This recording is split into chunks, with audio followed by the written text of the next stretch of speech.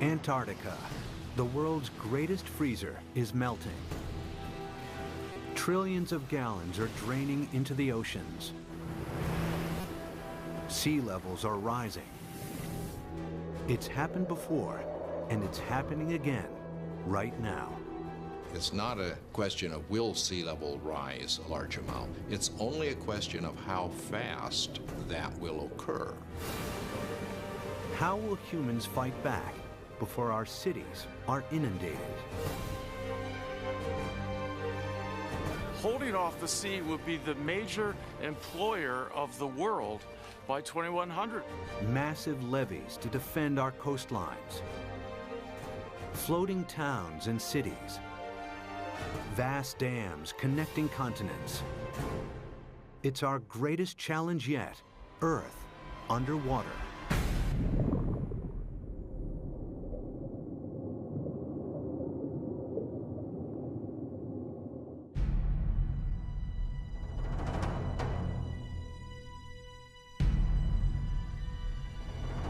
This is New York in the 24th century.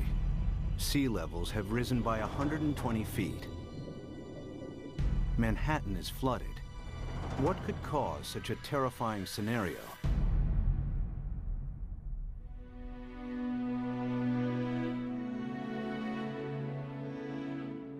The answer lies here, in Antarctica, where vast amounts of frozen water are locked up in ice.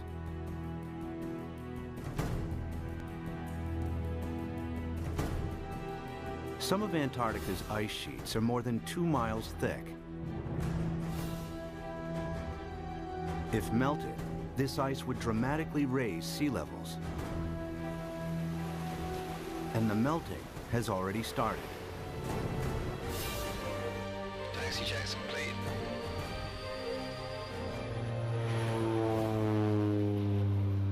Scientists want to know how much frozen water the continent actually holds, and how much global sea levels will rise if it all melted.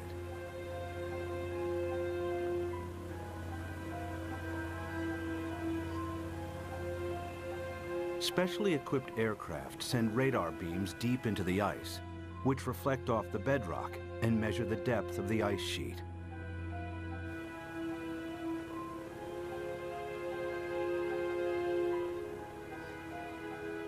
After hundreds of flights, they calculate that Antarctica contains over 90% of the world's ice.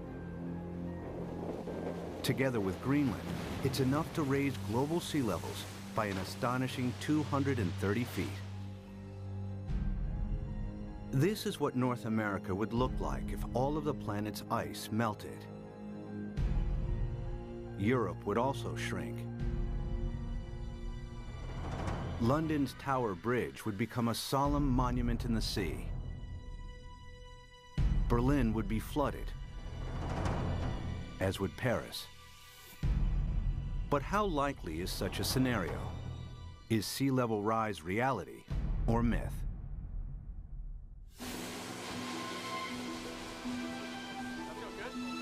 Professor Peter Ward is a paleontologist and astrobiologist. He's written extensively on the history of life on Earth.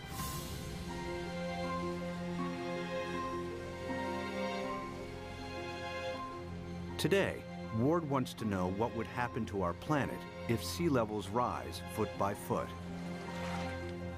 Somebody give me a zip here. The journey begins in the Florida Keys, a chain of islands south of Miami.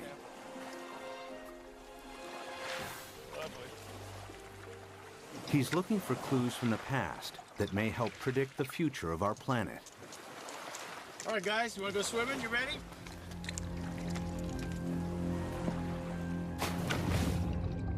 Just a few feet below sea level are banks of coral that have been at this location for over 4,000 years.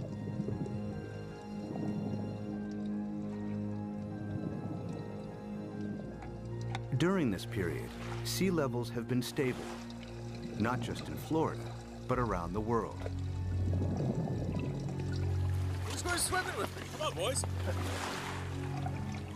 But it hasn't always been like this.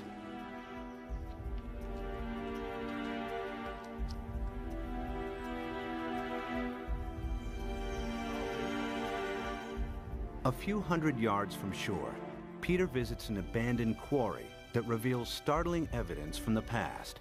Oh yeah, beauty. Nice. Look at this dude.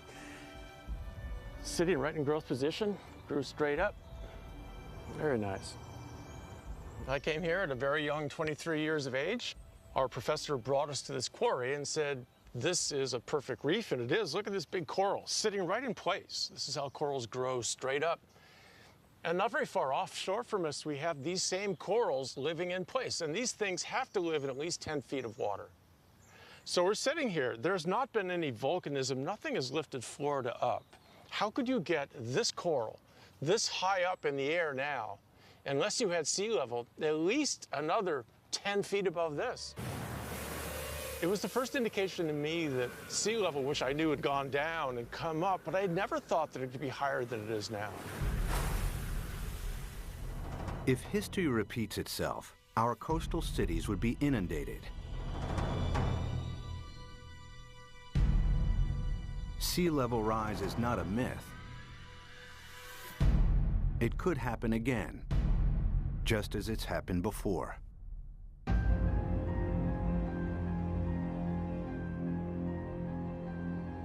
The beginning of the most recent ice age was 70,000 years ago. The ice sheets expanded, the planet's landmass grew, and sea levels fell. Then temperatures rose again. The ice receded.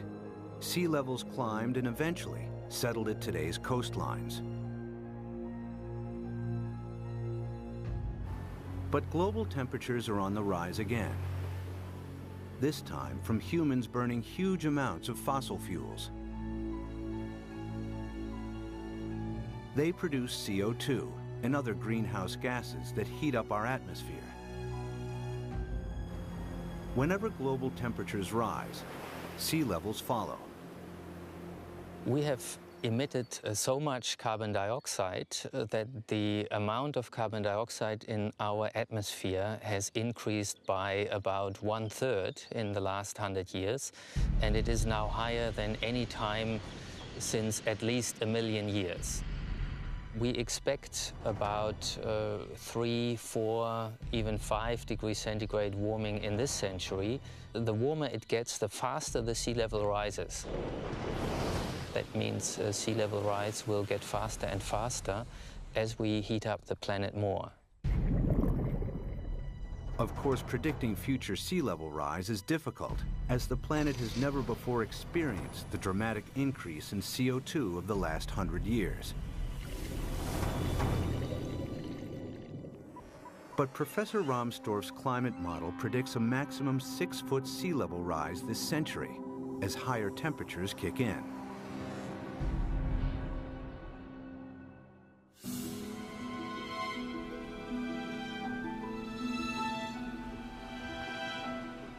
One city that would face inundation this century is Miami, Florida.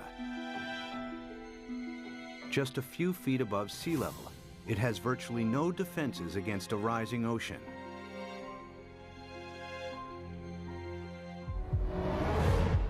After 1 foot of sea level rise, these beaches would be regularly flooded at high tide. After 2 feet, many roads would be submerged. After 3 feet, if a hurricane strikes, the surging water would overcome sea defenses and cause flooding deep inland. Much of the region's coastal real estate would be ruined. We are looking at millions and millions and millions of dollars of real estate here. And we can assume that every one of these things is $500,000 to $1 million. We've got 100 here, we've got $1 billion in a very short area through here. So our $1 billion of houses, we get 1 meter, 3 feet of sea level rise, and every single one of these houses is useless. Who's going to buy them? What happens to this $1 billion of real estate by the time we get 3 feet? I mean, it's gone. It's useless. It's just, you scrape it off with bulldozers and you just leave it here. That's what will happen. It'll just be left here. And it's not just residential properties that will be affected. Think of all the wharves and all the places where ships offload and unload all the goods and services. And if sea level rises even 3, 4, 5 feet, every single one of those ports has to be replaced. The cruise ship lines, there are billions of dollars of infrastructure that even a small sea level rise takes out. You got to rebuild it all over again. After 4 feet of sea level rise, electricity supplies would be affected as coastal power plants are flooded. After 5 feet, some of Florida's freshwater resources would be contaminated with seawater, and the Everglades National Park becomes a vast bay. After 6 feet, millions of Floridians would have to evacuate the state. So what's going to happen to Florida? By 2100, we'll be at least 4 to 6 feet higher. So this tide, which is not a high tide, will be about here, up to here. There's no way that we can keep the sea back as it rises. Miami-Dade County will be severely diminished.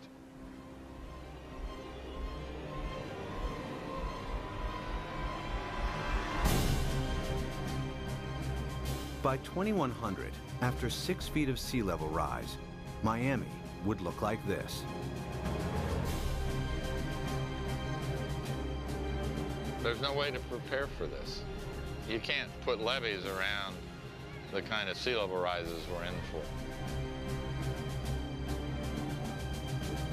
We're a city that's only a little over 100 years old. We became a town, an incorporated town in 1896, so we're not that old. But we may not make it for the next 100 years. The only way to prevent Miami from flooding would be to construct a vastly expensive system of levees surrounding the city. It would be a major engineering challenge, as Miami is built on porous ground that allows seawater to seep through. Alternatively, if Miami was flooded, the city would eventually have to be abandoned. There are cities you can save and cities that you can't save, and the choices will be based on, can we dike it off, can we put it off, or is this too expensive, not worth the price, not worth the effort. One city determined to defend itself against the sea is New Orleans, Louisiana. During Hurricane Katrina in 2005, large parts of New Orleans were flooded after a storm surge raised sea levels by 20 feet. The city lies several feet below sea level. Its antiquated locks and levees weren't strong enough to hold back the rising sea. As the storm pushed the Gulf's surging waters into Lake Borgne and onwards into the city's canals, New Orleans' sea defenses broke in 50 places. We had some levee and flood wall failures in the hurricane system, and the combination of that overtopping of the levees and the flood walls that failed caused massive flooding throughout the city. About 80% of the city of New Orleans was flooded following Hurricane Katrina.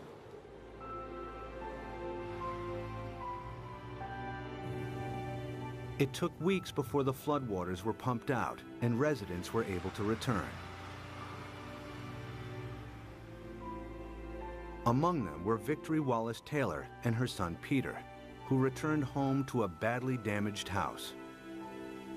The flood was very bad. They wouldn't let us come and see about our house. It damaged my heart a little bit because I'm afraid for the flood. Like if the flood come in again, I don't know what to do because I think I might panic this time. I don't know. It is a hard pill to swallow, you see.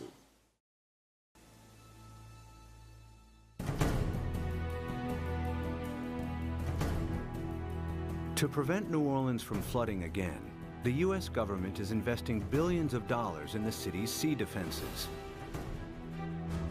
Along the riverbanks, the U.S. Army Corps of Engineers is strengthening New Orleans' levees and locks. Their work here provides future insight into the kinds of construction that may be needed to protect coastal cities around the world against rising sea levels. We learned a lot of key lessons, and some of the key lessons learned were incorporated into the designs for the Greater New Orleans Hurricane Storm Damage Risk Reduction System. And that system is a series of many different aspects. It has flood walls, it has pump stations, it has levees. There's the series that we call the multiple lines of defense. New Orleans defense takes a unique approach against the rising water by confronting the enemy itself. The flood surge that broke its sea defenses approached the city from Lake Bourne, a lagoon east of New Orleans. It's here where the U.S. Army Corps of Engineers is focusing its efforts. What we've done now is we moved the defense of the city out. We're about 12 miles from downtown, about 8 miles away from the 9th Ward, which is flooded. What we've done is we moved the protection from downtown, the heart of the city, left it in there, improved it. We've moved all the way out here, 8 miles out to the edge of Lake Bourne, where we now have this brand new structure which works as a primary line of defense. New Orleans is made up of the best topsoil from the United States that came down the Mississippi River and built up down here. However, back in graduate school, the whole idea was that the better it is to grow something on, the worse it is to build on. Well, this is the topsoil of the nation down here, so it's the worst possible stuff to build in. What you see behind me is the Hawken. It is a pile-driving crane brought in from Seattle, Washington, across the Pacific Ocean, down to the Panama Canal to New Orleans to build this particular gate and the barge gate. And what we've had to do is go down 60 feet through the newer material down to the old Pleistocene clay, and that is our basis. So the main wall itself goes down to minus 130 feet, and the batter piles that brace it are down to 190 feet. All tall buildings in New Orleans, the dome, everything is based upon piles. The new seawall also has to allow ships to pass through.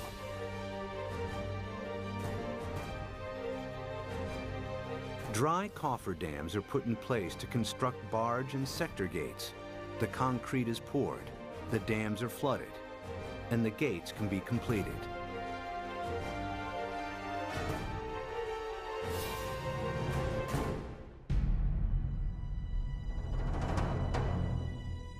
New Orleans' new sea defenses are costing the taxpayer a hefty $15 billion.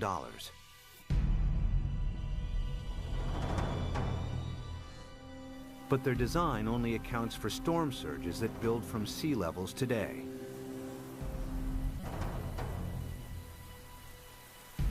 If sea levels rise by 6 feet, any storm surge would be higher as well, and the city's sea defenses would have to be heightened at an even greater cost. Not every country can afford to spend billions on sea defenses. In Bangladesh, many of its 150 million inhabitants live at or just above sea level. Merely 3 feet of sea level rise will have a devastating effect on the country's population. Turns out the area of the world that would be most vulnerable to sea level rise would be Asia. The rice-growing river deltas in Asia that are very close to sea level. Even a modest 3-foot rise would put half the rice land in Bangladesh underwater. Bangladesh has over 100 to 120 million people, and that number is rising fast.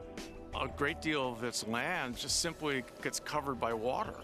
And again, once you have salt water coming up, it's not just the land that's covered, it's the intrusion of salt. Even a 3-foot sea level rise wipes out half its rice crop. Their population's going up a third, and their land is being shrunk by a third. You know, you do the math. It's a catastrophe coming at us. Much of Bangladesh is a vast muddy delta that can't be defended. 6 feet of sea level rise spells disaster. It would displace millions, probably at least a few tens of millions of people. Where are they going to go? India's already built a wall between India and Bangladesh. They're anticipating there are going to be a lot of Bangladeshis starting to move, looking for a place to go, and Bangladesh itself is already one of the most densely populated countries on Earth. And then there are another 18 or 20 rice-growing river deltas in Asia, the Irrawaddy in Burma, the Pearl River Delta in China, and so forth, that would be affected in varying degrees by the rise in sea level. By the end of the century, cities and coastlines around the world will be under siege from the rising tides. Everywhere, people will be building levees and sea defenses to fight back.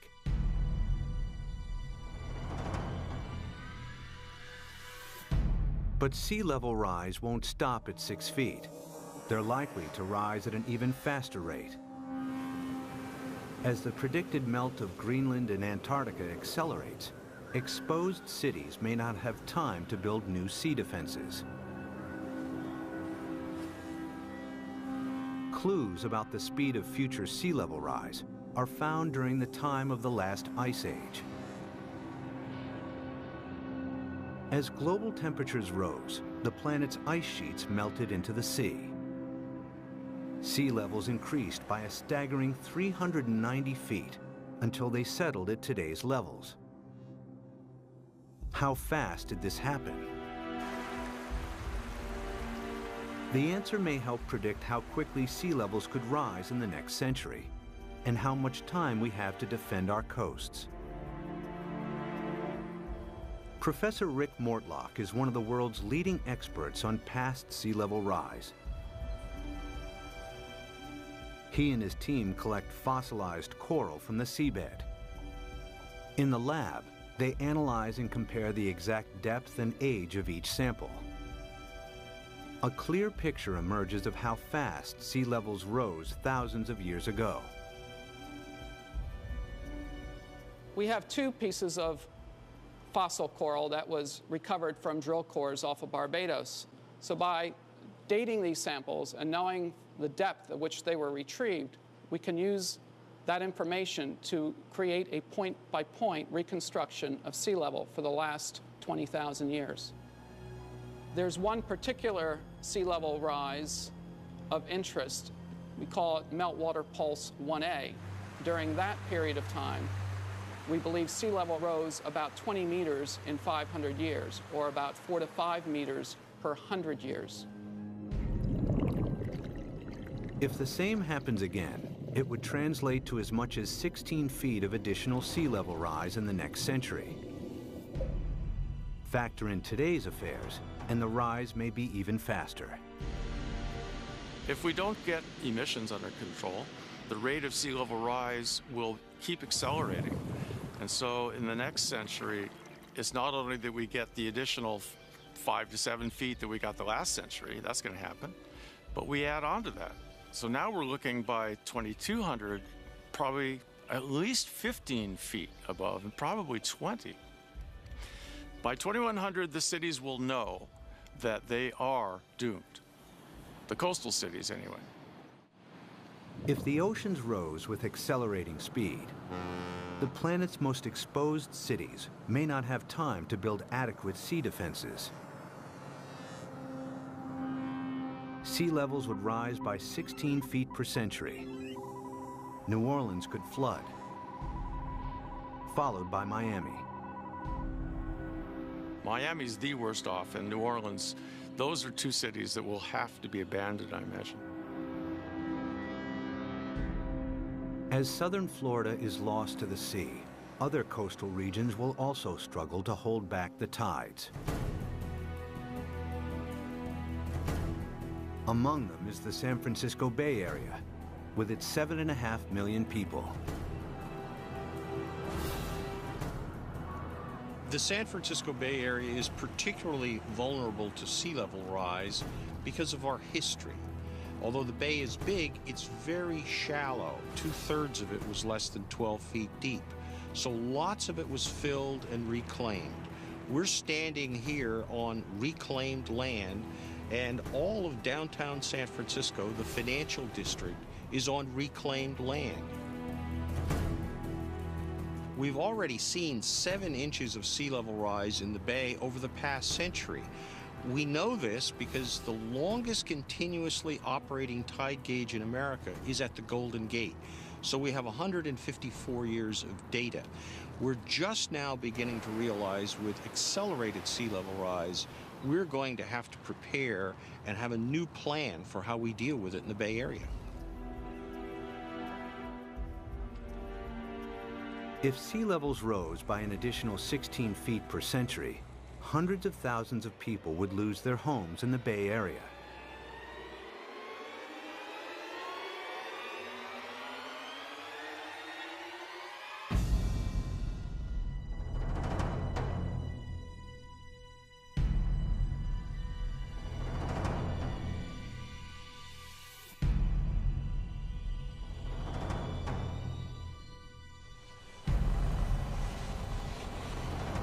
To protect San Francisco Bay, levees would have to be built on a massive scale.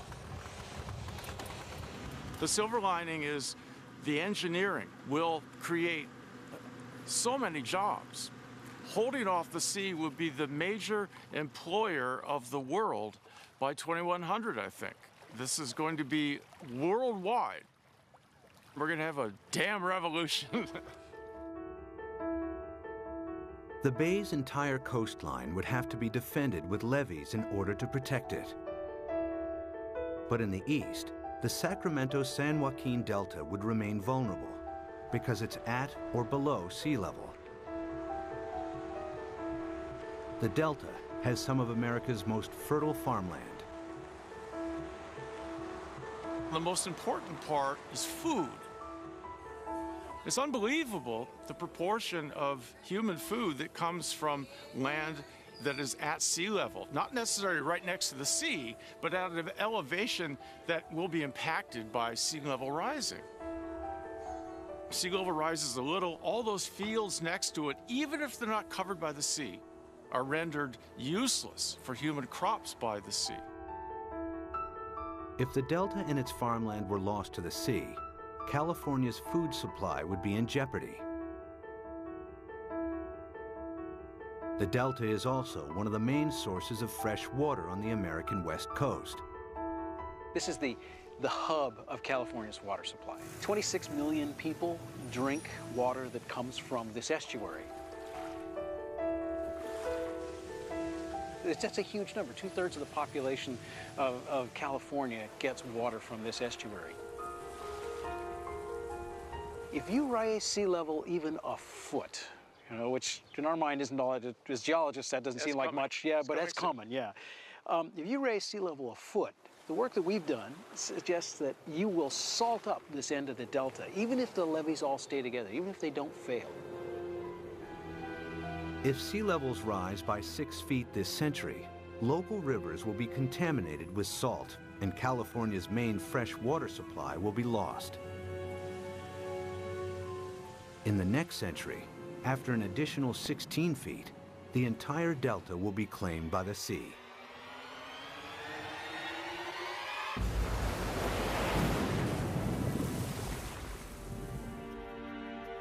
But there may be a way to defend both the Delta and San Francisco Bay. San Francisco is among the best, easiest to save. The most radical solution would be putting a big dam right across the bay under the Golden Gate Bridge.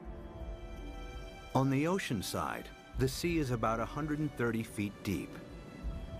Building a dam would be controversial and would turn the bay into a freshwater lagoon. But at a time of intense sea level rise, some may consider this the best option.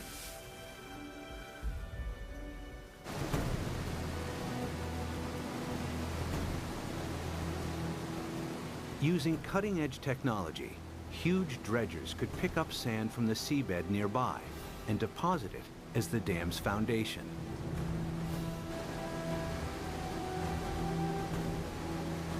The dam's shallow incline would ensure maximum stability against earthquakes, breaking the power of the ocean waves with ease.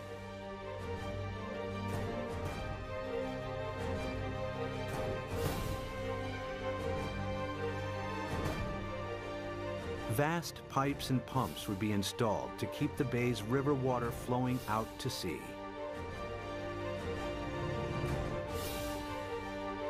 The Golden Gate Dam would cost $2.5 billion and could be heightened to deal with any sea level rise in the future. San Francisco and the Bay Area would be saved.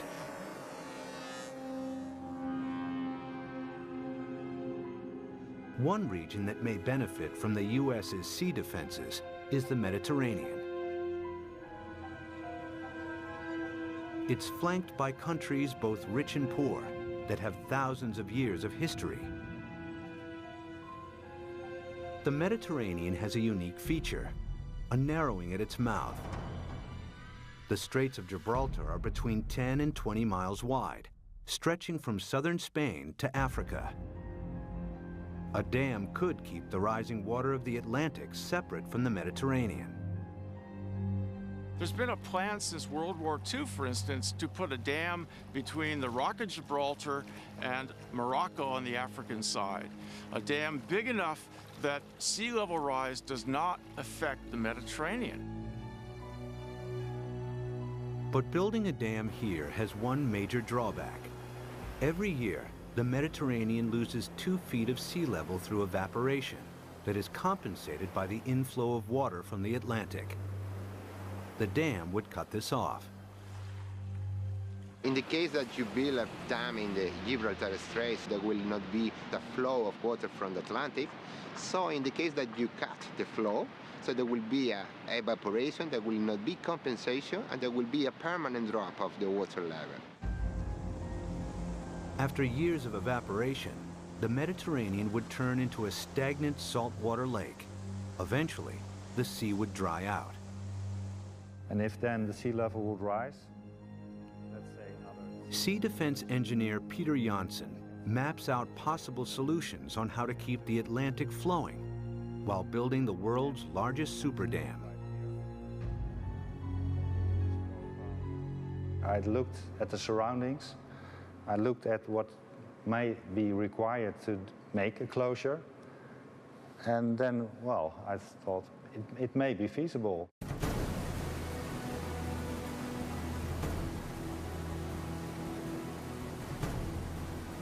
One of Janssen's solutions is the same building techniques applied to the Golden Gates.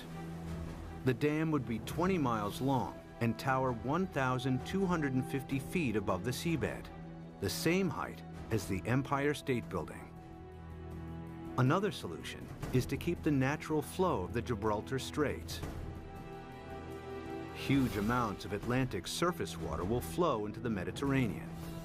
At a much lower depth, some of the Med's saltier water will be pumped back out again, keeping the sea's salt and sea level stable.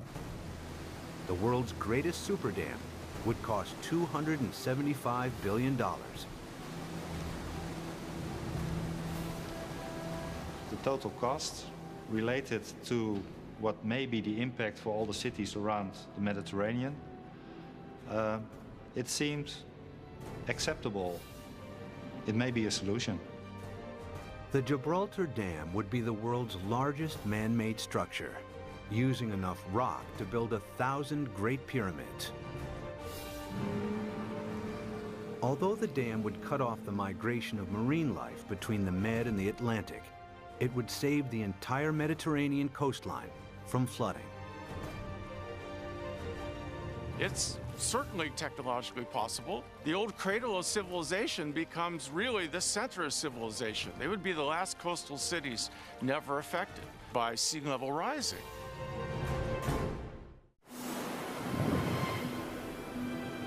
By the end of the next century, sea levels could rise by nearly 22 feet. Some cities may be saved through the construction of super dams. Others that can't be defended are lost to the sea. Exposed countries too poor to build defenses are flooded. Around the world, hundreds of millions are displaced. It's likely that by the 23rd century, the ice sheets will melt at an even faster rate, and that the oceans will rise with increasing speed. The planet's growing population and a continuing hunger for cheap energy could make it worse. The problem that I see again is the number of people. Every new person is going to want housing. Every new person is going to need food, obviously, and want transportation. Let's say that all of us cut our gas emissions. So 6.5 billion of us cut down by a third all of our usage, and then we raise the population by a third. All those new people are just adding back to what we've cut away. Some scientists believe that our CO2 levels could quadruple over the next centuries.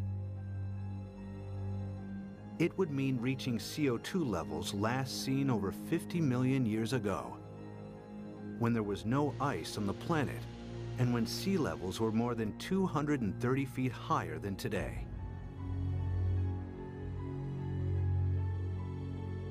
In the worst case, if we are so foolish as to burn all the fossil fuels so that carbon dioxide increases to more than 1,000 parts per million, then there's no question we will melt all the ice on the planet, which would mean a 75-meter or almost 250-foot rise in sea level.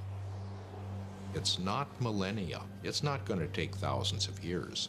The forcing of humans is so large that it will do the whole job within a timescale of centuries, I believe. This is the worst-case scenario. CO2 levels triple, global temperatures dramatically increase, and the Antarctic rapidly melts. The world's coastlines are eroded as sea levels rise by an additional 50 feet by the end of the 23rd century.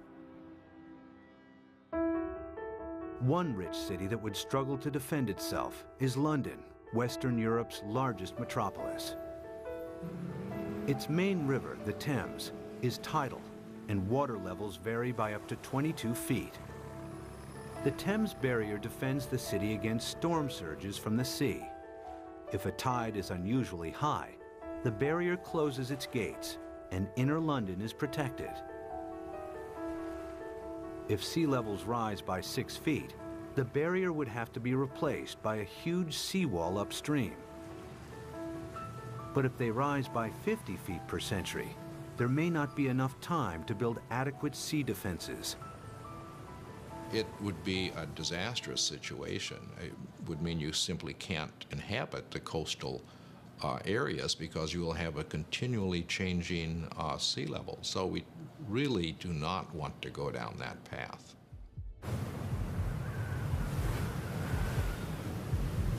If CO2 continues to increase at a growing rate, 50 feet of sea level rise per century is a distinct possibility. The swiftly rising oceans would bypass any new seawalls. London and large parts of England would be flooded within a few centuries. The worst case scenario is when we have maybe 4 to 6 feet within a decade.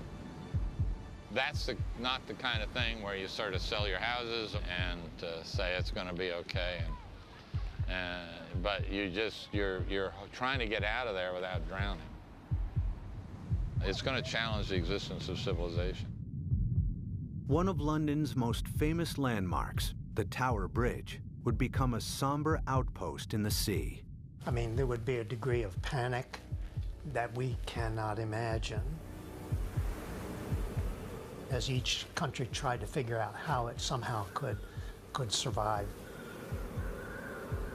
Rising oceans would seep underneath obsolete levees or breach areas where there wasn't the time or money to strengthen seawalls. The rapidly rising sea levels would soon overwhelm large parts of continental Europe. By the time all of the Antarctic's ice has melted, Denmark, the Netherlands, and large parts of northern Germany and France will be lost. Significant sea level rise may turn Berlin into a coastal town within centuries. Another 100 years, and the city would be lost to the sea. The rising sea would creep up the River Seine and find its way to Paris. With an elevation of 115 feet, the French capital would be vulnerable to sea level rise. After all of the planet's ice is melted, it will flood. The affluent countries would try to protect their borders against millions and millions who would be leaving the areas most severely affected. But the stresses associated with migration on this scale are unimaginable. The meltdown of the planet's ice sheets would completely transform our world. But even as our coasts are pushed back by the rising oceans, resourceful humans would try to adapt.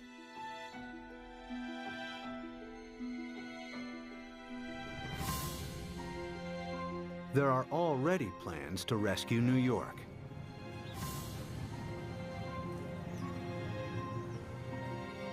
Manhattan Island is flanked by two fast-flowing tidal rivers.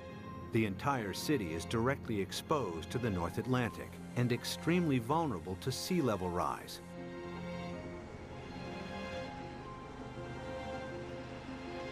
Professor Malcolm Bowman is an oceanographer and expert on the effects of sea level rise in New York. If the worst case scenario, the rapid meltdown of the ice sheet on Greenland, the West Antarctic ice sheet, were to happen extremely rapidly, the future of New York City is in peril. So the city has two options. One, either build massive defenses, or two, start evacuating the city and its population to higher ground.